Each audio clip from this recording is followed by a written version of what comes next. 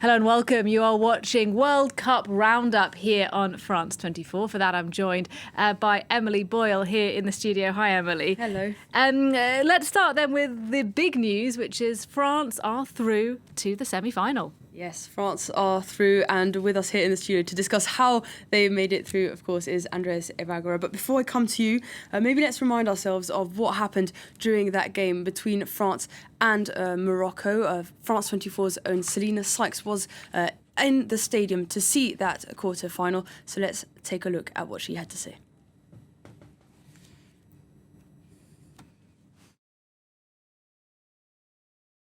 France reaching a third consecutive semi-final as they cement their status as the dominant team on the world stage. Obviously, it never looked in doubt that France were going to score, despite that a little bit frustrating first half where they obviously had so many chances but failed to get the ball in the back of the net. But you just felt that the goal was coming, and that is when it came on the hour mark for Kylian Mbappé, the captain, scoring an 8th goal at this World Cup, Mr. World Cup, as he's becoming known at this tournament. An absolutely exquisite shot that was followed 6 minutes later by Ousmane Dembélé, who doubled France's lead. Mbappé recovering from that bizarre penalty, obviously, where he had to wait 3 minutes, more than 3 minutes in the first half, as there were VAR checks going on. Too long a wait, if you ask my opinion, as he did that weird stutter that we've seen, that stutter run we've seen a few times already at this World Cup, which isn't working out very well for most of the players involved. For Morocco, I think they'll be going home with a few regrets. They didn't really turn up for this match. They didn't get a shot on target until the 83rd minute, as the French absolutely froze them out of the game. France obviously progressing now to the semi-finals, where they either be up against an old foe, an old rival, shall we say, in Belgium, obviously neighbours, and they face each other in the 2018 semi-final, or shall we say maybe a bogey team for the French, Spain, who beat them in the semi-finals at the Euros in 2024. Well, France, therefore, through to the semi-finals for the third time in a row. And one big question is on everyone's mind. Why is this team so dominant? What is their secret to success? This is what head coach Didier Deschamps was asked at a press conference after the game. Take a listen at his answer. C'est d'avoir des bons joueurs, de très bons joueurs. Having great players, excellent players. My credit goes to the players, but maybe I do my job well. Je dois pas trop faire mal les choses quand même, quoi. Well, Andres, we just heard Deschamps' explanation there. A rare compliment to himself, actually, that we're not quite used to. But do you think he's found the secret recipe? He has now a formidable front four, changing his tactic up a bit from the Euros that we saw them play, maybe slightly less convincingly. Is this the winning recipe for France? I think so. Like, he's very modest. If he wins this World Cup, I think he'll go down as the greatest figure ever in French football in terms of being a player and a coach. Look, he does have fantastic players. He's got a front four, front five that is the envy of the world. Obviously, Mbappe, Olise has just come through the last year or so as maybe one of the best number 10s in the world. He's got Barcola, he's got Doué, and of course, he's also got Dembélé. So, like, those five really should be winning any game of football. But I also think defensively they've been good. Saliba, for me, is the best centre-back in the world at the moment. So he's got the players, and he's really taken a handbrake off a little bit, because recent tournaments, as you've alluded to, they haven't really gone at teams. They've been quite conservative. But this tournament, they've really gone for it. I think them and Spain have been the best sides. And going back to last night, there was never really any doubt. We never saw Morocco really in with a chance of scoring. It was a question, could France get the breakthrough?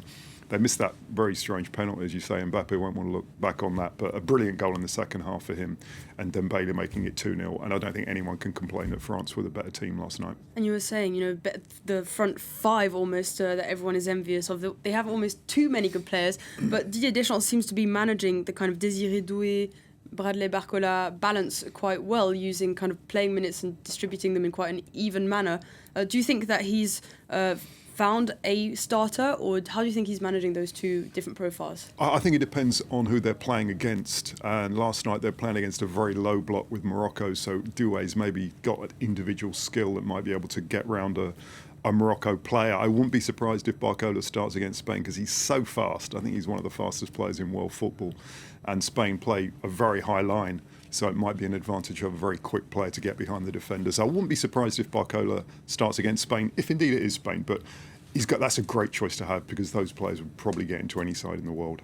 All right, well, we've got into some of the nitty-gritty, but we can't go much further without talking about the captain himself, Kylian Mbappé. Yeah, what a player and what a game last night. He missed a penalty that was unfortunate, but basically only a footnote to his brilliant performance. 1 goal, 1 assist. His stunning opening goal is his 8th in the tournament and brings him level with Lionel Messi and brings his total World Cup tally to 20, one behind Messi. Mbappé is now the only player to score 8 goals in 2 consecutive World Cups. There was a bit of concern among the French after the star striker was subbed off in the 77th minute. He was then seen on the bench holding ice on his ankle, but he was also seen later on jumping up in the celebrations after the final whistle, so hopefully he'll be fit to play in that semi-final. Well, despite the French masterclass, Mbappé has said he's planning on keeping his head down and staying focused for the rest of the competition. Here's what he had to say after that game.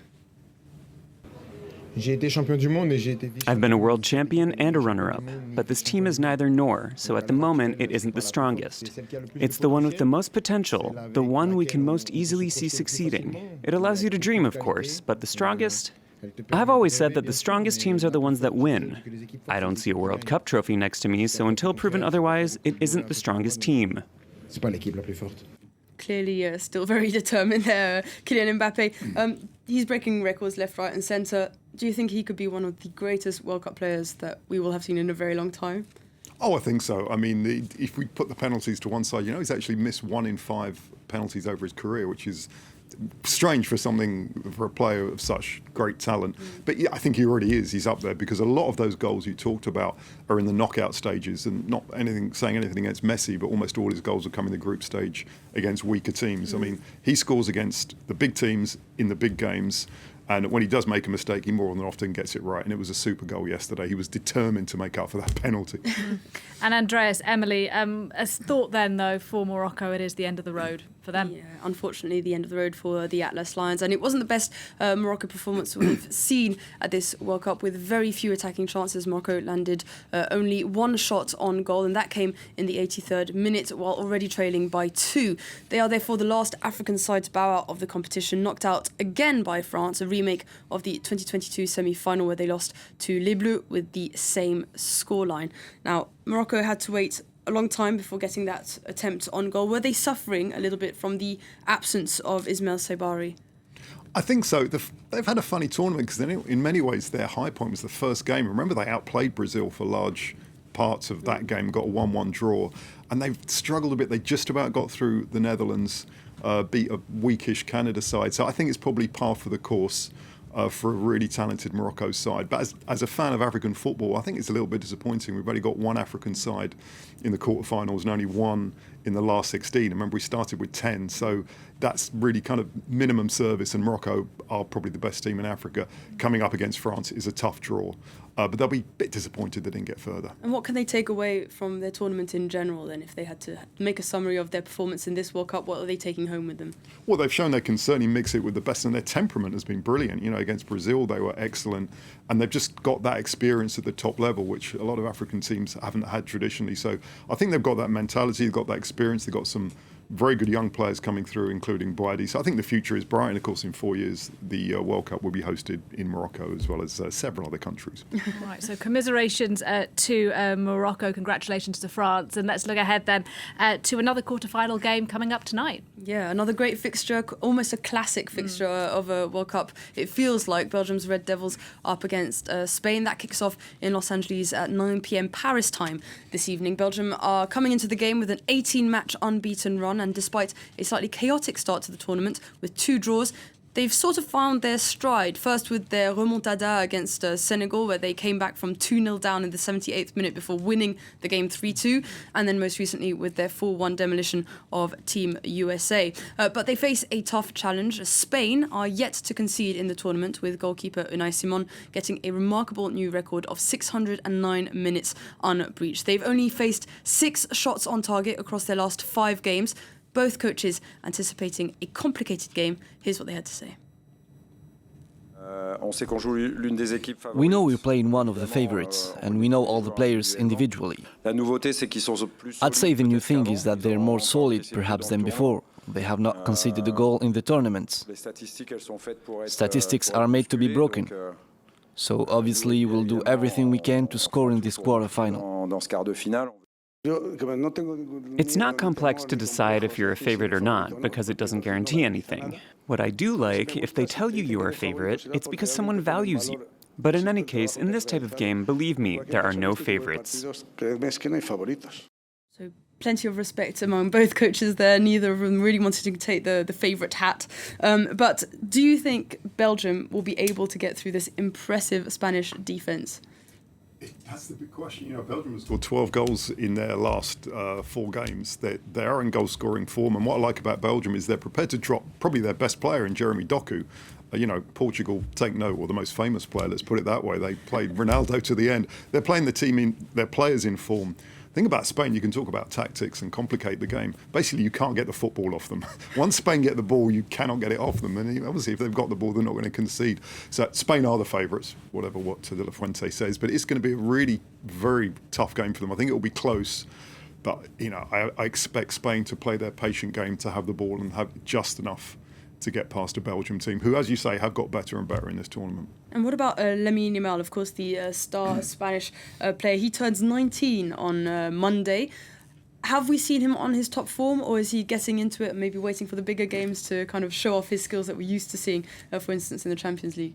He's been maybe a little bit overshadowed by Messi and Mbappe and Haaland, of course, who are scoring more goals than him. But he is 19. You know, he's a teenager, and he might still be a world champion at 19 years old, which is quite an exclusive club. I think he's getting into his game. Bueno and the other flank has been good. A word for Oyarzabal, who's really scored 4 goals, and he's really gone under the radar. He's probably been their key player, certainly in an attacking point of view. So I'd expect the 19-year-old, as he will be next week, to do something in the next couple of games. But Spain are very much a team unit without individuals shining through, and it's worked so far. And they're just so, as you said, good on the ball, and they just keep it. And then they also counter-press really quite aggressively, it seems, when they lose it. Is that one of their skills as well? I think so, yeah. They do suffocate teams, and we saw against Portugal. They're so patient, because when we were watching that game, everyone I was with said, we can't see a goal here, because really very little was happening in front of goal. But they wait and they wait and they wait till they get the opportunity. When they get one, they tend to put it away. So very patient side. I don't think it'll be spectacular tonight, but it'll be a good game.